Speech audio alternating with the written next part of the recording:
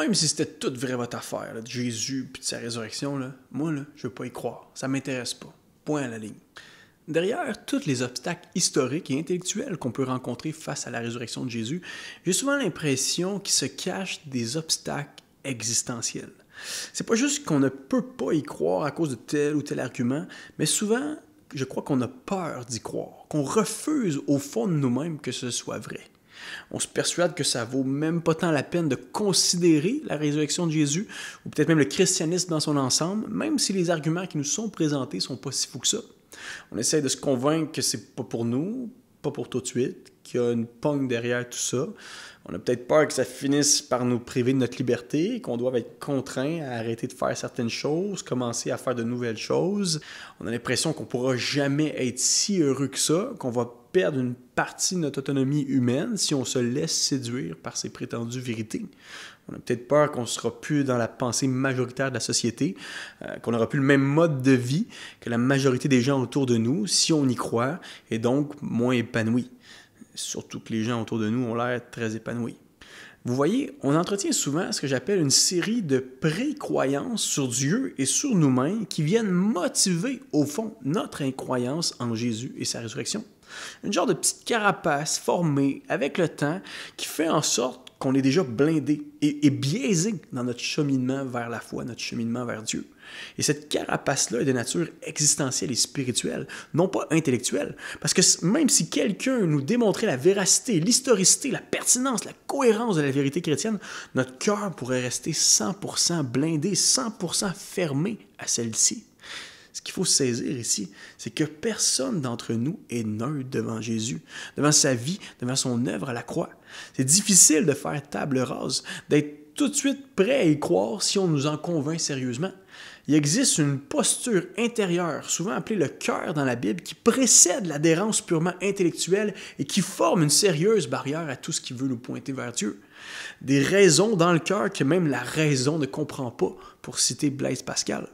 Il existe au fond de nous-mêmes un monde d'inimitié et d'aversion contre la vérité qui veut tout sauf se soumettre à la volonté de Dieu. C'est pas un détecteur de mensonges qu'on a dans le cœur, c'est un détecteur de vérité qui retentit quand on passe trop près d'elle et qu'on pressent que notre petit royaume est menacé par celle-ci. Et cette allergie à la vérité de Dieu se nomme la chair dans la Bible. L'affection naturelle que nous avons, l'affection automatique de notre petit cœur qui se dirige constamment à l'opposé de ce qui vient de Dieu et de ce qui pourrait nous rapprocher de lui. Et c'est tout ce qui se trouve aussi dans notre monde, pour citer l'apôtre Jean. La convoitise de la chair, la convoitise des yeux et l'orgueil de la vie. Si Dieu ne fait pas naître en nous, si Dieu ne fait pas renaître notre personne à son amour et à sa grâce, on demeure les deux pieds bien ancrés dans ce monde ennemi de Dieu, influencés et affectionnés par nos propres désirs profonds. Et ce qui est traite, c'est qu'on a l'impression qu'on est obligé de rester dans ce royaume anti-Dieu, parce qu'on sait que si on vient à la lumière, nos malices, nos mauvaises actions et nos pensées déréglées vont être révélées au grand écran. Mais si je te disais que la lumière de Jésus, la même lumière qui s'est levée le 3e jour dans ce tombeau-là et qui a chassé l'obscurité de la mort, est une lumière de vie, une lumière vivifiante qui peut t'arracher de ce monde d'hostilité contre Dieu qui a déjà pris place dans ton fort intérieur. Que Dieu peut t'ouvrir les yeux, éclairer ton esprit, illuminer ton intelligence et te transposer du royaume rival à son propre royaume. C'est la raison même pour laquelle Jésus est mort sur cette croix, pour t'arracher des griffes de l'enfer qui te retiennent de venir à lui et te tiennent captif dans ton péché, dans ton incroyance, dans ton incrédulité. Le Christ s'est donné lui-même pour nous sauver de nos péchés, afin de nous arracher au monde présent dominé par le mal. C'est ça la description de Job de Jésus, te remorquer de toi-même et t'offrir son laissez-passer à lui pour revenir dans la maison de son Père, dans le royaume de Dieu. Il nous a délivrés du pouvoir des ténèbres et nous a transportés dans le royaume de son Fils bien-aimé, en qui nous avons la rédemption, le pardon des péchés, va dire l'apôtre Paul aux chrétiens de Colosse. Croire en la résurrection de Jésus n'est pas une condamnation, mais bien une libération.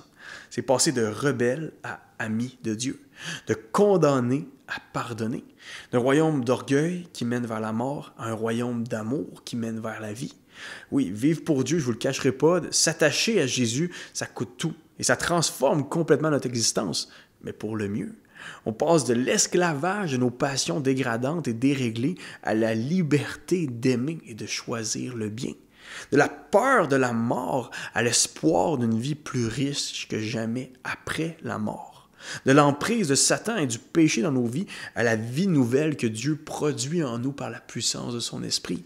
On découvre la meilleure orientation possible avec nos vies et on adore Dieu de tout notre être. Ça a été la réponse des disciples devant la résurrection de Jésus. Dès qu'ils l'aperçurent, ils l'adorèrent. Et encore aujourd'hui, des millions de chrétiens se réunissent à chaque dimanche matin, le jour de la résurrection, pour adorer Jésus ensemble, pour élever son nom.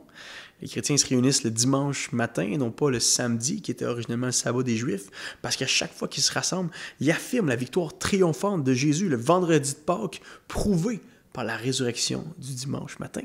Cette victoire-là sur la mort, sur le péché, sur le diable, sur ce monde hostile à Dieu, qui habite souvent notre propre cœur, peut devenir la nôtre, peut devenir la tienne, si tu places ta foi en ce Nazaréen-là. Si tu confesses de ta bouche le Seigneur Jésus, et si tu crois dans ton cœur que Dieu l'a ressuscité des morts, tu seras sauvé.